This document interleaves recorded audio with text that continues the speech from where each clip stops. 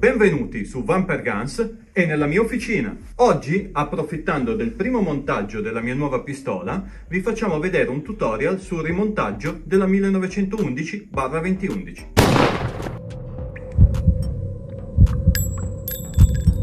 Questa è una pistola particolare perché è un prototipo costruito per verificare lo standard costruttivo di alcune nuove parti. Il fusto era un fusto difettato a cui abbiamo dovuto riportare del materiale per renderlo utilizzabile. Il carrello è un carrello preserie con alcuni difetti di lavorazione dovuti alle prime prove. La canna non aveva difetti particolari, ma qualche righetta da truciolo interna e qualche lavorazione non perfetta, quindi ho scelto lei. L'impugnatura era una con un leggerissimo difetto nella porzione di appoggio dello sgancio caricatore. Sono pezzi che non avrei mai usato per costruire la pistola di un cliente, ma per fare un prototipo per me vanno benissimo. Per arrivare a questo punto sono state necessarie molte ore di lavoro, dove ogni singolo componente è passato da pezzo grezzo a componente finito. Questa sarà la mia pistola per i prossimi anni, sperando nell'arrivo della Standard Optic. Ma in ogni caso l'ho costruita perché volevo fare dei test per mettere alla prova le nuove componenti e il nuovo standard di ergonomia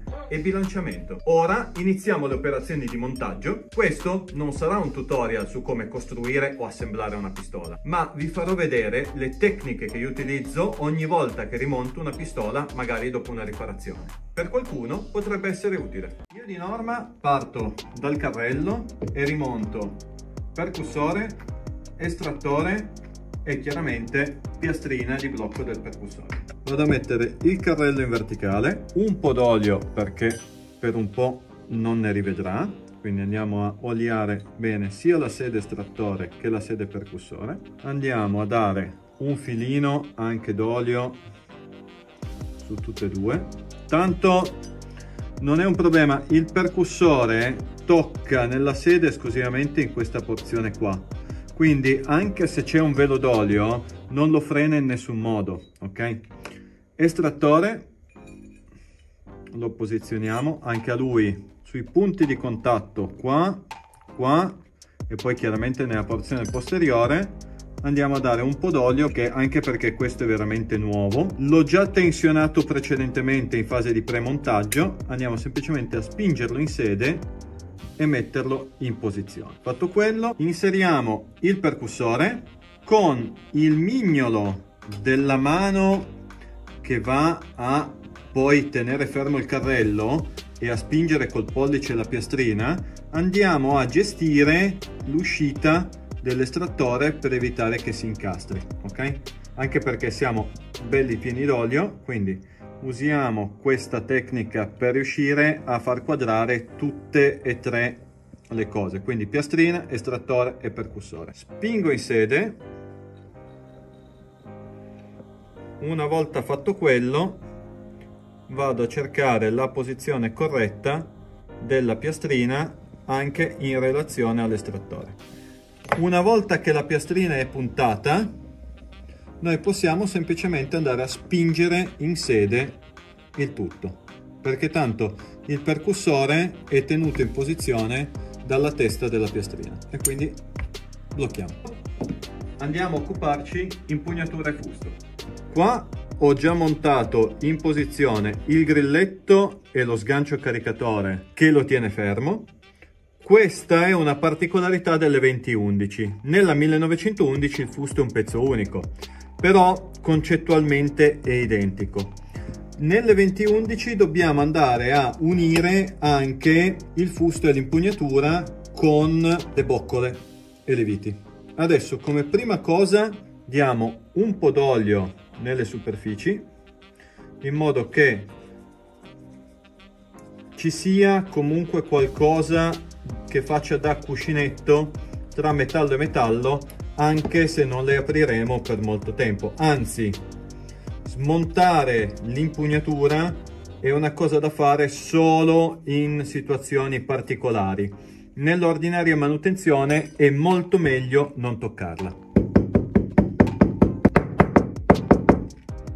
Come vedete, l'accoppiamento dei nostri fusti e delle nostre impugnature è già abbastanza solido.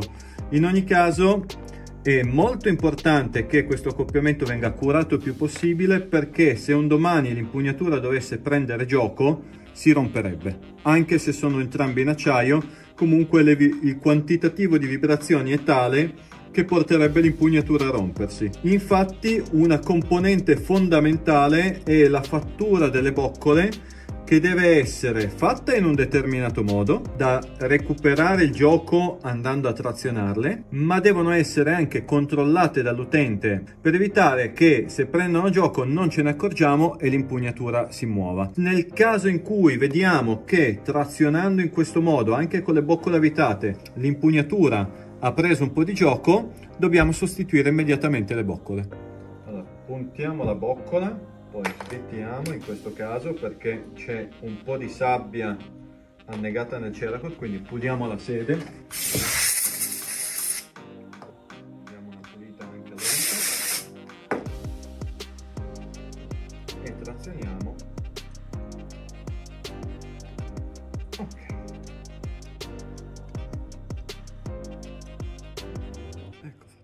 Non serve strappare i filetti, quando sono chiuse sono chiuse. In ogni caso è importantissimo che con le boccole tirate l'impugnatura stia ferma, cioè anche se facciamo un po' di forza lei può sì flettere, ma non deve darci la sensazione di muoversi. Anche un micro movimento può portare sul lungo periodo alla rottura dell'impugnatura. Un'altra cosa molto importante: quando andiamo a tirare le boccole facciamo attenzione che siano posizionate correttamente, se no andiamo a rovinare la flangia. Quindi mentre le tiriamo controlliamo che la parte piana della boccola sia parallela alla parte piana del fusto. Montate le boccole principali, andiamo a mettere il nottolino. Questo pezzo qua è fondamentale nelle impugnature in polimero plastica perché sono flessibili e quindi serve a tenerci in posizione il ponticello. Ma sulle impugnature in acciaio la pistola funziona benissimo anche senza, perché il grosso della tenuta deve essere fatto dalle boccole principali. Questo non è fondamentale che sia in tenuta. Me lo chiedono in tanti, mi dicono: ma è giusto che il nottolino balli? Sì, il nottolino deve avere un pelo di gioco. Altra cosa molto importante: non mettete frenafiletti, perché se dovesse incollarsi e tutto, andare a svitarlo con un frenafiletti forte specialmente diventa veramente problematica. Preferisco che ne perdiate uno o due, ve li rifaccio, ve li mando, tanto sono pezzi dal costo basso, piuttosto che dover rovinare un'impugnatura per toglierne uno che sia inchiodato in posizione. Questo era specifico per il 2011. Nel 1911 partiamo già da questa configurazione, infiliamo solo il grilletto e mettiamo lo sgancio caricatore. Non è un grosso problema. Come montarli, come funziona grilletto e sgancio caricatore l'abbiamo spiegato in un video in una playlist, poi ve lo mettiamo qua sopra. Partiamo con il montaggio del gruppo scatto. Il gruppo scatto è composto da 3 parti principali, poi chiaramente ci sono le secondarie tipo l'asta del cane o queste cose qua, ma le parti principali sono il disconnettore, il SEAR o controcane e il cane vero e proprio. Tutto quello che trattiene il cane dall'andare in percussione è questo ingaggio microscopico qui, dove praticamente questo micropiano qui, questi denti qua del cane, si vanno a interfacciare con il piano del SEAR. Questo è lo scatto vero e proprio della pistola. Il disconnettore ha la funzione di aprire e chiudere la catena di scatto durante la fase di ciclo della pistola, però sappiate che è molto importante che questi 2 piani siano correttamente configurati. Chi lucida con i feltrini, con le paste, questo piano fa solo dei grandissimi danni e rende non sicura una pistola. Per il montaggio prendiamo disconnettore SEAR in questo modo con una pinzetta. Questa è la mia tecnica. E andiamo a inserire il disconnettore nella sua sede, che è questo foro qui. Lì andiamo a fermare in posizione con il loro perno. È un perno con una testa leggermente più larga che entra solo dal lato sinistro della pistola. Ho visto gente inserirli dal lato destro, è un grandissimo errore. E poi con le pinzette andiamo a giocare un po', muovere un po' il SEAR fin quando non andiamo a centrare i fori e quindi possiamo inserire il perno. Come vedete, i fori hanno una sbasatura, devono avere una sbasatura che è solo sul lato sinistro, non su quello destro, che consente alla testa del pin di andarsi a posizionare sotto il piano e non dare fastidio poi al movimento della sicura. Diamo una bella lubrificata alla zona interna dello scatto, perché anche lo scatto ha bisogno d'olio, perché se i piani sono fatti bene, sono due lame di coltello che si interfacciano e specialmente nella fase di apertura del cane avremo un grosso attrito tra le due parti, perché il SEAR sarà spinto dalla triplice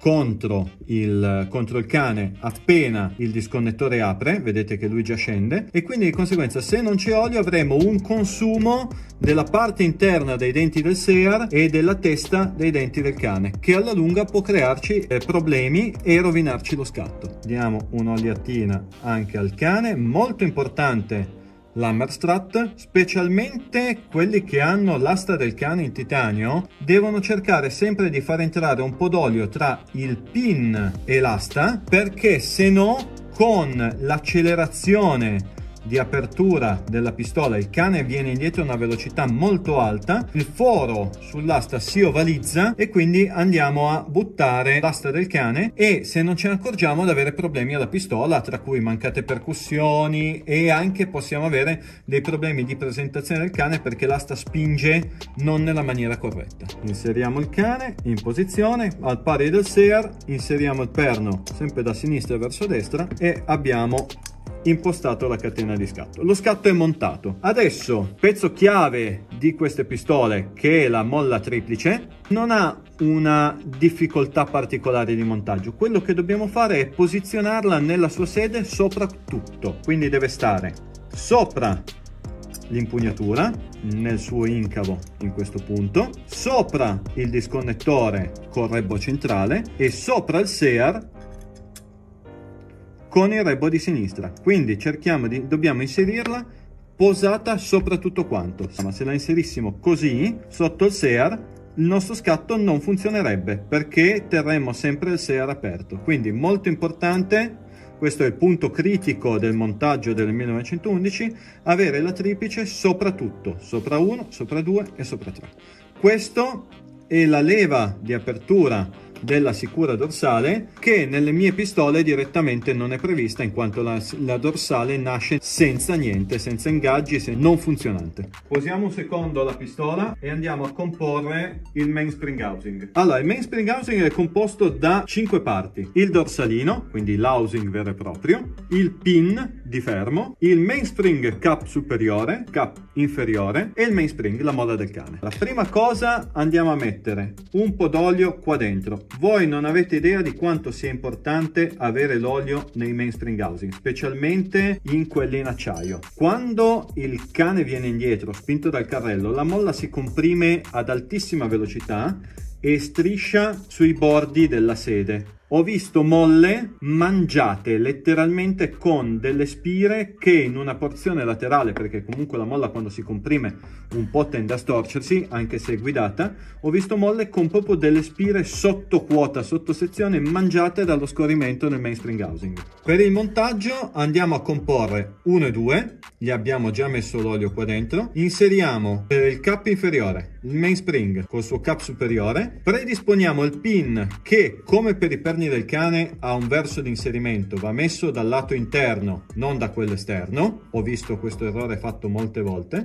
Lo andiamo a posizionare senza però spingerlo. Prendiamo una basetta con un perno di grosse dimensioni che si appoggi qua nella parte centrale del cap e andiamo a comprimere la molla e posizionare il pin nella sua sede. In questo modo abbiamo bloccato tutto senza far partire molle, senza crearci problemi, nella maniera più sicura possibile.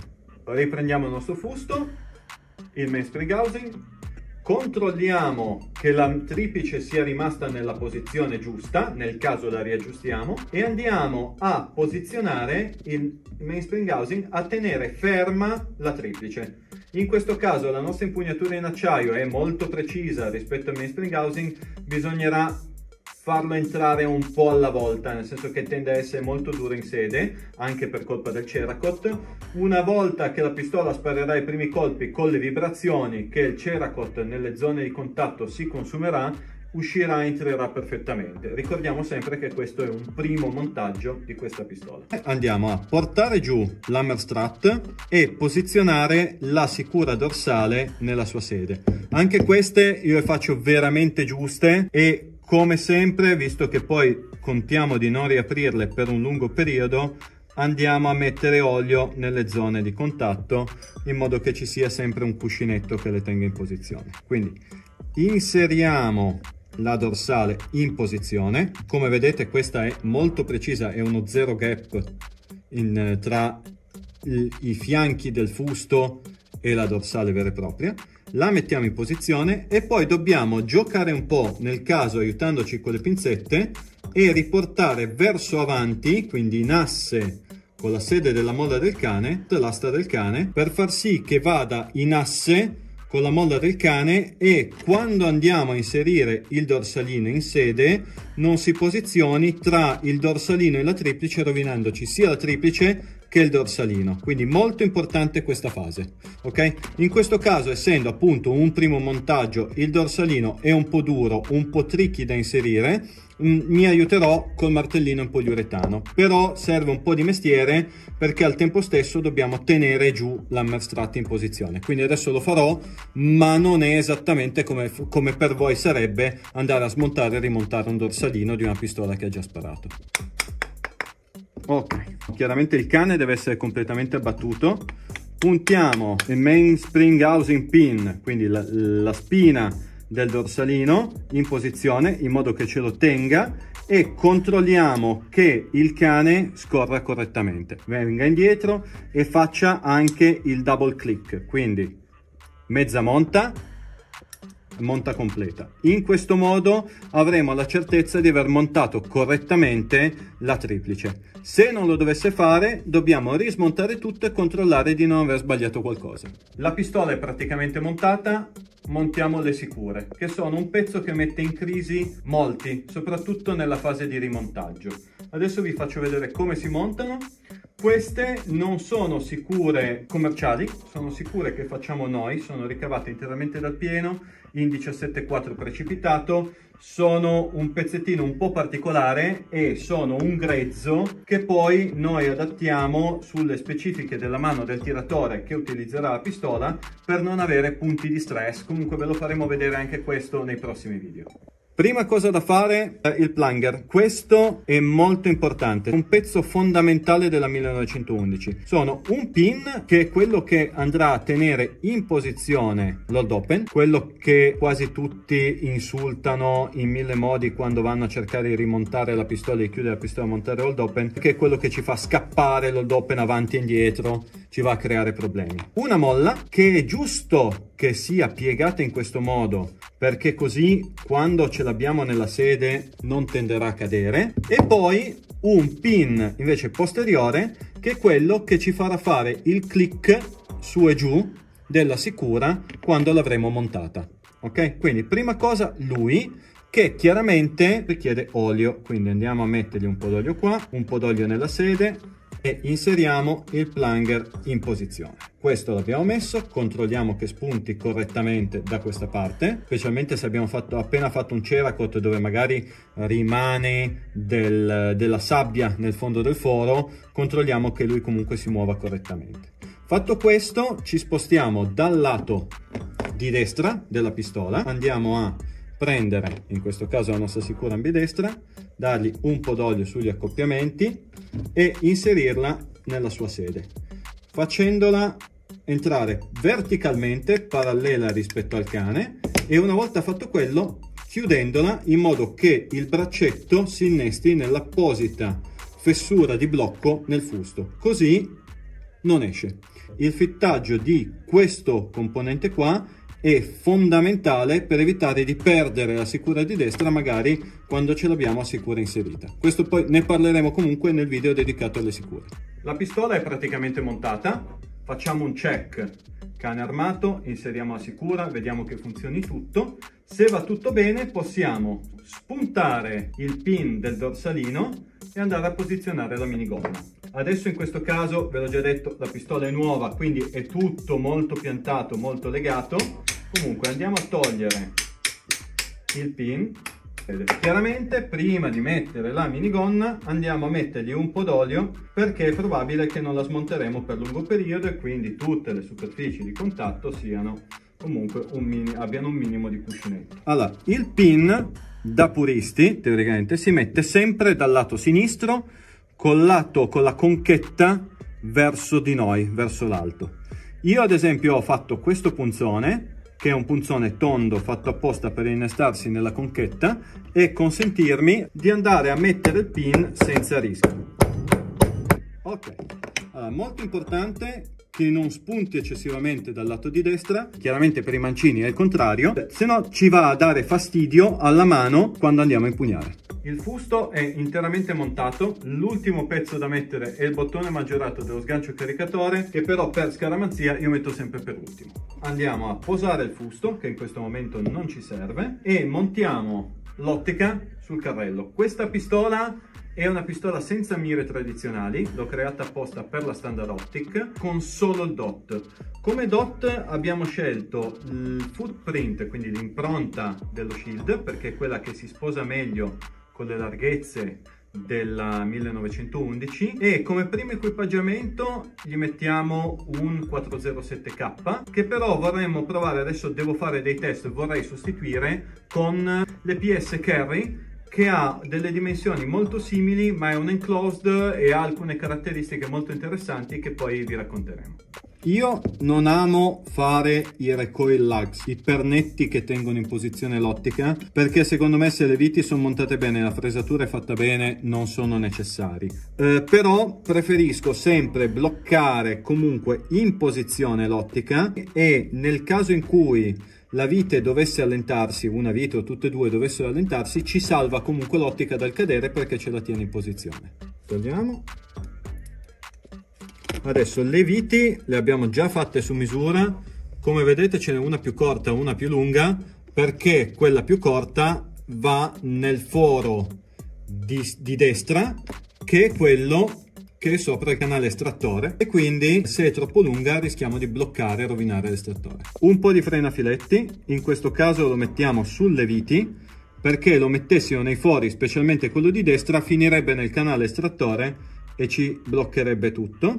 Quindi un po' di frenafiletti, posizioniamo le viti che così ci fanno da centraggio mentre agganciamo l'ottica al carrello, e quindi andando piano piano a trazionarle, prima una e poi l'altra.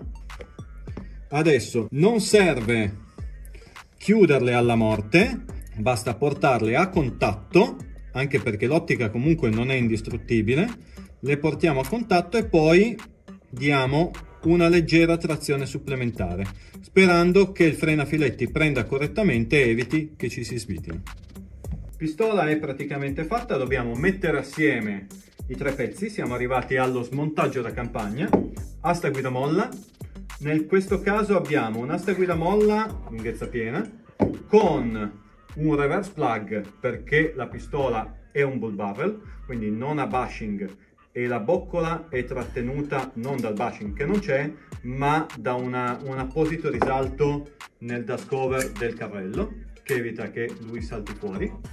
Poi abbiamo una molla, queste le progettiamo noi, le realizziamo noi, sono molle progressive con la progressività al centro, che fa sì che faccia lavorare la molla non come un'unica molla che quindi quando viene compressa si storce, ma come due tronconi di molla più corti che quindi lavorano con una linearità migliore. Andiamo a mettere il pulsante di sgancio maggiorato dello sgancio caricatore, e con questo abbiamo finito.